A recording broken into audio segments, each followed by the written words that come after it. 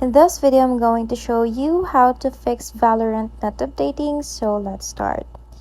First off, you have to run right click as administrator, so go to your desktop and right click and click run as administrator, or if you can find that one, then go to the Windows section, search for right client, and you can see run as administrator, and then just click on yes.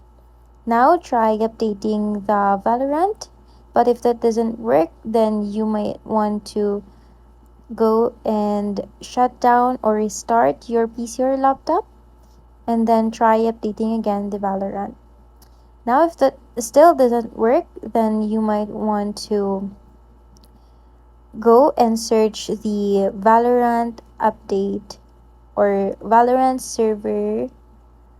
service update down to check if the Valorant is down or there is outages in Valorant. You can check their social medias as well for that.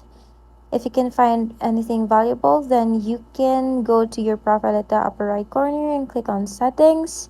Go to Valorant section and select on repair. Click the start repair and your file will be repaired. So you can try updating Valorant again. So that's it, guys. Thanks for watching. Bye.